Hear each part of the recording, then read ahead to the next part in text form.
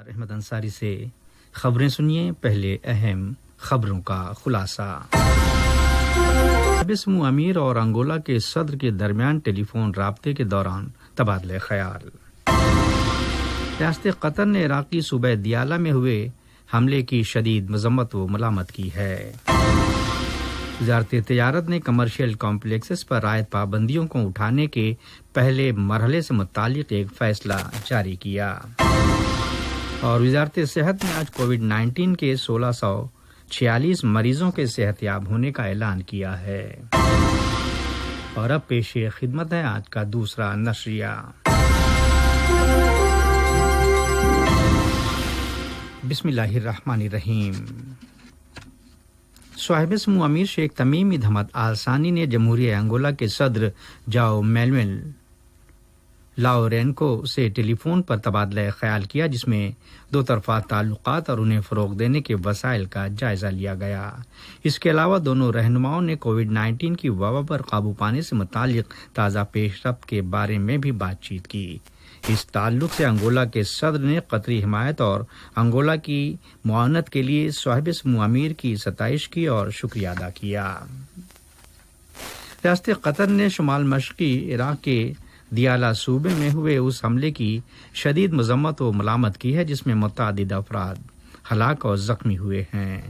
وزارت خارجہ نے آج بروز اتوار جون کی 14 تاریخ کو ایک بیان میں تشدد اور شدت پسندی کو مسترد کرنے کے قطری موقف کا اعادہ کیا، خواہ اس کے مقاصد اور وجوہات کچھ بھی ہوں۔ بیان میں وزارت نے ہلاک شدگان کے افراد خانہ، حکومت عراق اور اس کے عوام سے تعزیت کرتے ہوئے زخمیوں کی جلد صحت یابی کے لیے نیک خواہشات کا اظہار کیا ہے۔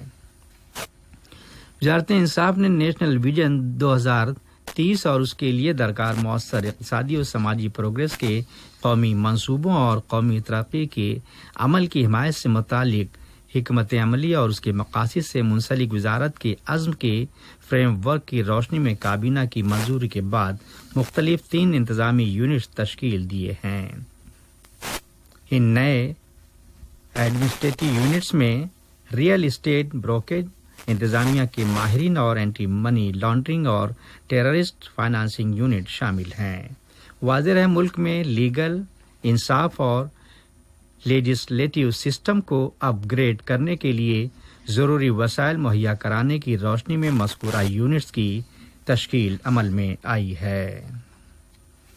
وزارت تجارت و صنعت نے کورونا وائرس کے عدم پھیلاؤ کے مقصد کے تحت شاپنگ مالز اور سینٹرز کے خلاف احتیاطی و حفاظتی اقدام کے حصے کے طور پر جو پابندیاں نافذ کی تھیں، انہیں اٹھانے سے متعلق پہلے مرحلے کے تعلق سے ایک فیصلہ جاری کیا، جس پر کل بروز پیر جون کی 15 تاریخ سے عمل درآمد ہوگا۔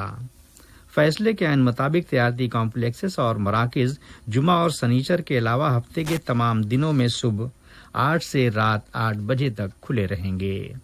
ساتھ ہی یہ واضح کیا گیا ہے کہ اس تعلق سے تمام شرائط اور احتیاطی تدابیر پر عمل درآمد ضروری ہوگا۔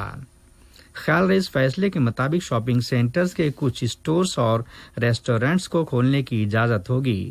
اسٹور سے متعلق خبردار کیا گیا کہ شاپ کا ایریا 300 مربع میٹر سے کم نہ ہو۔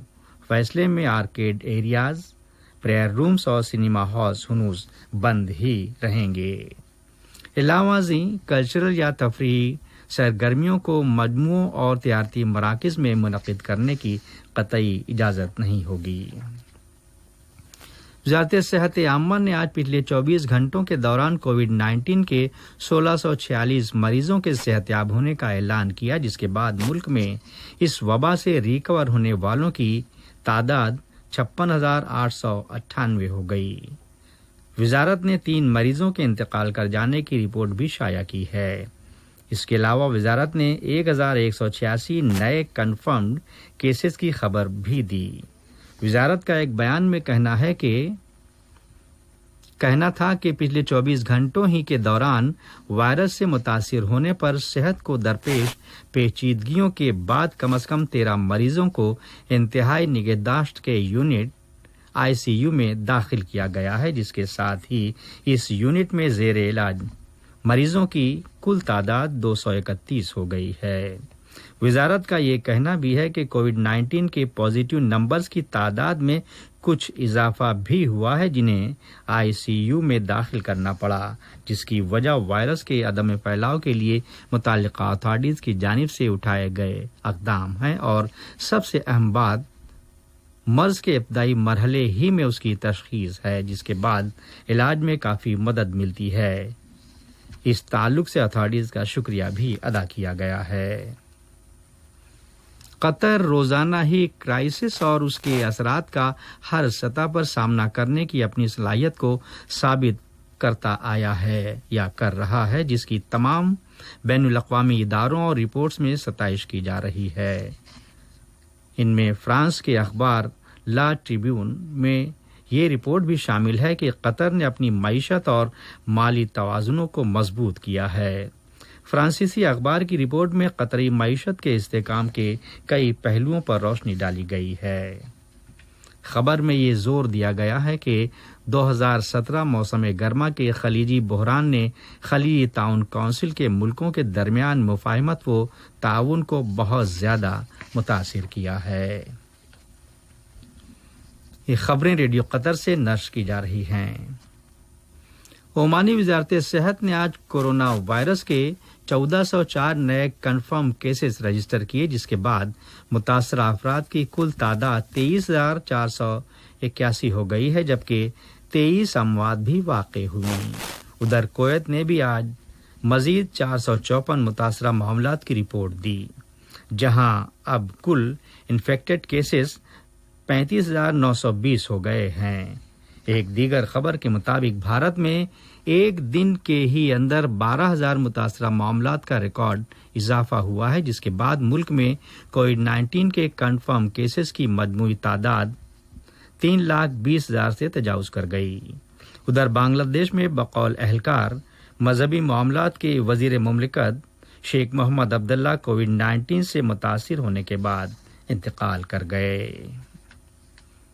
रूस में कोविड-19 के 8,835 नए कन्फर्म केसेस की रिपोर्ट के बाद मुल्क भर में मुतासरीन की तादाद 5,28,964 हो गई, जबकि पिछले 24 घंटों के अंदर 119 मरीज वफात पा गए और यूं हलाकतों की तादाद 6,948 हो गई है। उधर अमेरिका में पिछले 24 घंटों के दौरान कोरोना वायरस से होने वाली 734 रिकॉर्ड अमवात का इंदराज किया गया है। जॉनसन हॉपकिंस यूनिवर्सिटी की रिपोर्ट के मुताबिक मुल्क भर में होने वाली हलाकतों की मजमूई तादाद 1,15,347 हो गई है।